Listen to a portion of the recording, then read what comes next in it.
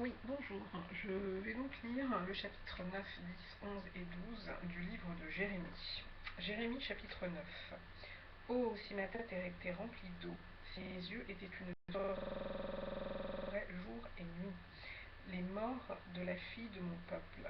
Oh, si j'avais au désert une cabane de voyageurs, j'abandonnerais mon peuple, je m'en éloignerais, car ce sont tous de perfides.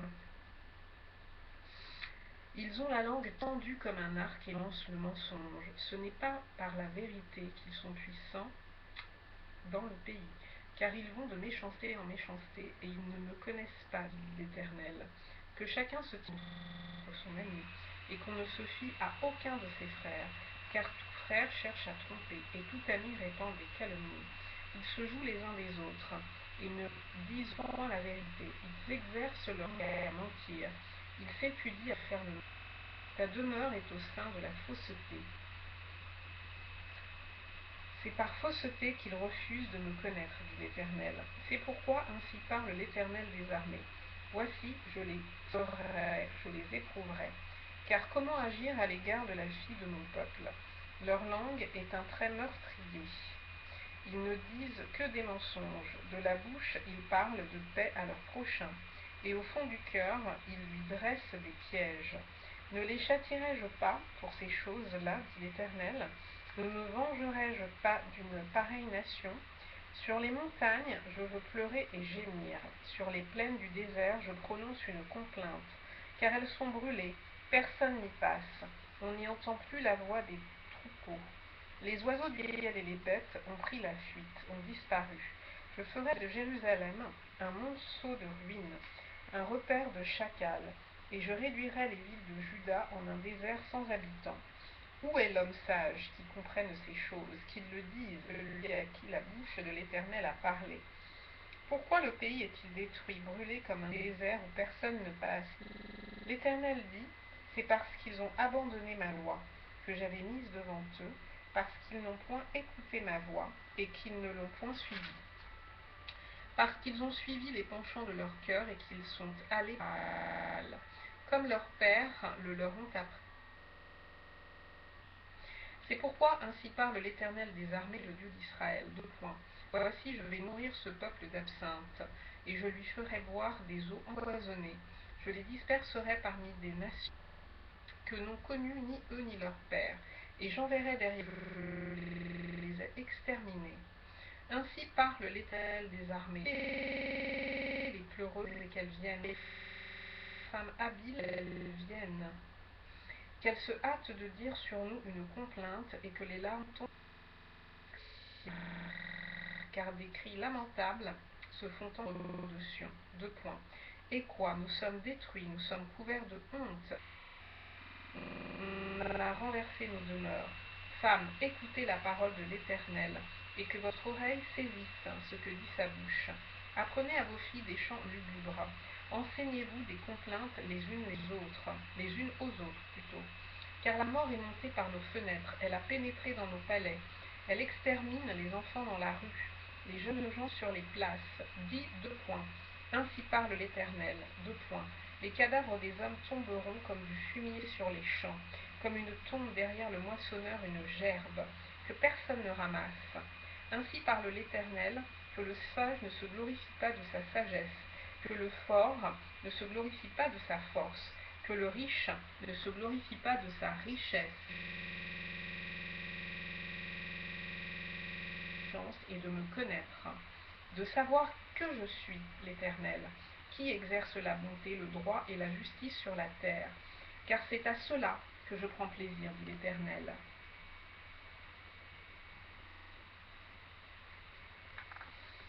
Voici, les jours viennent, dit l'Éternel, où j'attirerai tous les circoncis qui ne le sont pas de cœur, Juda, Édom, les enfants d'Ammon, Moab, tous ceux qui se rasent les coins de la barbe, ceux qui habitent dans le désert, car toutes les nations sont incirconcises, et toute la maison d'Israël a le cœur incirconcis.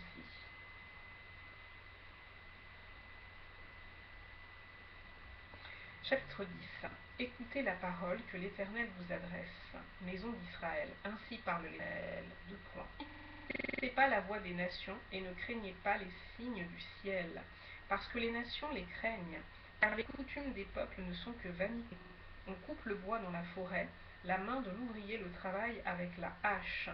On l'embellit avec de l'argent et de l'or, avec des clous et des marteaux, pour qu'il ne branle pas. Ces dieux sont comme une colonne massive et ils ne parlent point.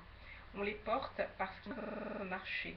Ne les craignez pas, car ils ne font mal, et ils sont incapables de faire du bien. Nul n'est semblable à toi, ô Éternel. Tu es grand et ton nom est grand par ta puissance. Qui ne te craindrait, roi des nations? C'est à toi que la crainte est due, car parmi tous les sages des nations et dans tout leur royaume, nul n'est semblable à toi. Tous ensemble, ils sont stupides et insensés. Leur science n'est que vanité, c'est du bois. On importe de Tarsis des lames d'argent et d'Uphaz de l'or. L'ouvrier et la main de l'orfèvre les mettent en œuvre. Les vêtements de ces dieux sont d'étoffes teintes en bleu et en pourpre. Tous sont l'ouvrage d'habiles artisans. Mais l'Éternel est un Dieu de vérité. Il est un Dieu vivant et un roi éternel. La terre tremble devant sa colère, et les nations ne supportent pas. Les dieux qui n'ont point fait les cieux et la terre disparaîtront de la terre et de dessous les cieux. Il a créé la terre par sa puissance, il a fondé le monde par sa sagesse. Il a entendu les cieux par son intelligence, à sa voix les eaux mugissent. Il fait monter les nuages des éclairs. Il produit les éclairs et la pluie. Il tire le vent de ses trésors. Tout homme par sa science, tout homme de son image taillée, car ces idoles sont que mensonges. Il n'y a point en elles de souffle. Elles sont une chose, une œuvre de tromperie. Elles périront quand viendra le châtiment. Celui qui est la part de Jacob n'est pas comme elle, car c'est lui qui a tout fait. Et Israël, elle attribue son héritage. L'Éternel des armées est son nom. Emporte du pays ce qui t'appartient, toi qui es assise dans la détresse, car ainsi parle l'Éternel. Voici, cette fois je vais lancer au loin les habitants du pays. Je vais les serrer de près, afin qu'on les atteigne. Malheur à moi, je suis brisée. Ma plaie est douloureuse. Mais je dis, c'est une calamité qui m'arrive. Je la supporterai. Ma tente est détruite. Tous mes cordages sont rompus. Mes fils m'ont quitté. Ils ne sont plus. Je n'ai personne qui dresse de nouveau ma tente, qui relève mes pavillons. Les bergers ont été stupides. Ils n'ont pas cherché l'Éternel. C'est pour cela qu'ils n'ont point prospéré et que tous leurs troupeaux se dispersent. Voici une rumeur se fait entendre. C'est un grand tumulte du septentrion, pour réduire les villes de Juda en un désert et en un repère fiscal. Je le sais, ô Éternel, la voix de l'homme n'est pas en son pouvoir, quand il marche à diriger ses pas. Châtie-moi, ô Éternel, mais avec équité, et non dans ta colère, de peur que tu m'anéantisses. Répands ta fureur sur les nations qui ne te connaissent pas, et sur les peuples qui n'invoquent pas ton nom, car il dévore Jacob, il le dévore, il le consume, il ravage sa demeure. Chapitre 11. La parole qui fut adressée à Jérémie de la part de l'Éternel en ces mots. 2 points. Écoutez les paroles de cette alliance, et parlez aux hommes de Juda et aux habitants de Jérusalem. Dis-leur, 2 points. Ainsi parle l'Éternel, le Dieu d'Israël. Maudit soit l'homme qui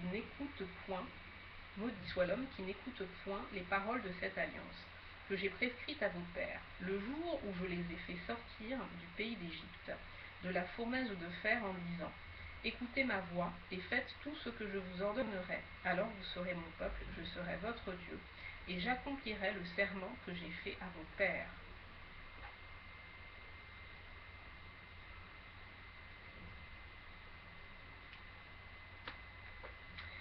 De leur donner un pays où coule le lait et le miel. Je reprends, et j'accomplirai le serment que j'ai fait à vos pères, de leur donner un pays où coule le lait et le miel, comme vous le voyez aujourd'hui.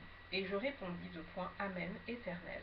L'Éternel me dit, 2 points, publie toutes ces paroles dans les villes de Juda et dans les rues de Jérusalem en disant, 2 points, écoutez les paroles de cette alliance et mettez-les en pratique, car j'ai averti vos pères, depuis le jour où je les ai fait monter du pays d'Égypte jusqu'à ce jour, je les ai avertis tous les matins en disant, 2 points, écoutez ma voix, mais ils n'ont pas écouté, ils n'ont pas prêté l'oreille. Ils ont suivi chacun les penchants de leur mauvais cœur, alors j'ai accompli sur eux toutes les paroles de cette alliance. que je leur avais ordonné d'observer et qu'ils n'ont point observé. L'Éternel me dit, il y a une conjuration entre les hommes de Juda et les habitants de Jérusalem. Ils sont retournés aux iniquités de leurs premiers pères, qui ont refusé d'écouter mes paroles, et ils sont allés après d'autres dieux pour les servir. La maison d'Israël et la maison de Juda ont violé mon alliance, que j'avais faite avec leur père. C'est pourquoi, ainsi parle l'Éternel. Deux points. Voici, je vais faire venir sur eux des malheurs dont ils ne pourront se délivrer. Ils crieront vers moi, et je ne les écouterai pas. Les villes de Juda et les habitants de Jérusalem iront invoquer les dieux auxquels ils offrent de l'encens, mais ils ne les sauveront pas au temps de leur malheur, car tu as autant de dieux que de villes, ô Juda. Et autant Jérusalem a de rues, autant vous avez dressé d'autels aux idoles, d'autels pour offrir de l'encens à Baal. Et toi n'intercède pas en faveur de ce peuple, n'élève pour eux ni supplication ni prière, car je ne les écouterai pas. Quand ils m'invoqueront à cause de leur malheur, que ferait mon bien-aimé dans ma maison? Il s'y commet une foule de crimes. La chair sacrée disparaîtra devant toi. Quand tu fais le mal, c'est alors que tu triomphes. Olivier verdoyant, remarquable par la beauté de son fruit. Tel est le nom que t'avait donné l'Éternel, au bruit d'un grand fracas, il l'embrasse par le feu, et ses rameaux sont brisés. L'Éternel des armées qui t'a planté appelle sur toi le malheur, à cause de la méchanceté de la maison d'Israël et de la maison de Juda, qui ont agi pour m'irriter, en offrant de l'encens à Baal. L'Éternel m'en a informé, et je l'ai su. Alors tu m'as fait voir leurs œuvres. J'étais comme un agneau familier qu'on mène à la boucherie, et j'ignorais les mauvais desseins qu'ils méditaient contre moi. Détruisons l'arbre avec son fruit, retranchons-le de la terre des vivants. Et qu'on ne se souvienne plus de son nom. L'Éternel des armées est un juste juge, qui sonde les reins et les cœurs. Je verrai ta vengeance exercée contre eux, car c'est à toi que je confie ma cause. C'est pourquoi, ainsi parle l'Éternel contre les gens d'Anatote, qui en veulent à ta vie et qui disent, deux points, ne prophétise pas au nom de l'Éternel, ou tu mourras de notre main. C'est pourquoi ainsi parle l'Éternel des armées, deux points, voici les châtiés. Les jeunes hommes mourront par l'épée, leurs fils et leurs filles mourront par la famine. Aucun n'échappera, car je ferai venir le malheur sur les gens d'Anatote l'année où je les châtierai. Chapitre 12. Tu es trop juste, Éternel, pour que je conteste avec toi. Je veux néanmoins t'adresser la parole sur tes voix des pères. Pourquoi tous les perfides vivent-ils en paix? Ils ont pris racine. Ils croissent, ils portent du fruit. Tu es près de leur bouche, mais loin de leur cœur. Et toi, Éternel, tu me connais. Tu me vois, tu sondes mon cœur qui est avec toi. Enlève-les comme des brebis qu'on doit égorger et prépare-les pour le jour du carnage. Jusque à quand le pays sera-t-il dans le deuil, et l'herbe de tous les champs sera-t-elle desséchée, à cause de la méchanceté des habitants? Les bêtes et les oiseaux périssent, car ils disent de quoi? Il ne verra pas notre fin. Si tu cours avec des piétons et qu'ils te fatiguent, comment pourras-tu lutter avec des chevaux? Et si tu ne te crois en sûreté que dans une contrée paisible, que feras-tu sur les rives orgueilleuses du Jourdain? Car tes frères eux-mêmes et la maison de ton père te trahissent. Ils crient eux-mêmes à pleine voix derrière toi. Ne les crois pas quand ils te diront des paroles amicales. J'ai abandonné ma maison, j'ai délaissé mon héritage, j'ai livré l'objet de mon amour aux mains de ses ennemis. Mon héritage a été pour moi comme un lion dans la forêt. Il a poussé contre moi ses rugissements. C'est pourquoi je l'ai pris en haine. Mon héritage a été pour moi un oiseau de proie, une hyène. Aussi, les oiseaux de proie viendront de tous côtés contre lui. Allez, rassemblez tous les animaux des champs. Faites-les venir pour qu'ils le dévorent. Des bergers nombreux ravagent ma vigne. Ils foulent mon champ. Ils réduisent le champ de mes délices. En un désert, en une solitude. Ils le réduisent en un désert. Il est en deuil. Il est désolé devant moi. Tout le pays est ravagé, car nul n'y prend garde. Sur tous les lieux élevés du désert arrivent les dévastateurs, car le glaive de l'Éternel dévore le pays d'un bout à l'autre. Il n'y a de paix pour aucun homme. Ils ont semé du froment et ils moissonnent des épines. Ils se sont fatigués sans profit. Ayez honte de ce que vous récoltez, par suite de la colère ardente de l'Éternel. Ainsi parle l'Éternel sur tous mes méchants voisins, qui attaquent l'héritage que j'ai donné à mon peuple d'Israël. Voici, je les arracherai de leur pays, et j'arracherai la maison de Juda du milieu d'eux. Mais après que je les aurai arrachés, j'aurai de nouveau compassion d'eux, et je les ramènerai chacun dans son héritage, chacun dans son pays, et s'ils apprennent les voix de mon peuple, s'ils jurent par mon nom en disant l'Éternel est vivant, comme ils ont enseigné à mon peuple à jurer par Baal, alors ils jouiront du bonheur, au milieu de mon peuple. Mais s'ils n'écoutent rien, je détruirai une telle nation, je la détruirai, je la ferai périr, dit l'Éternel. On va s'arrêter là.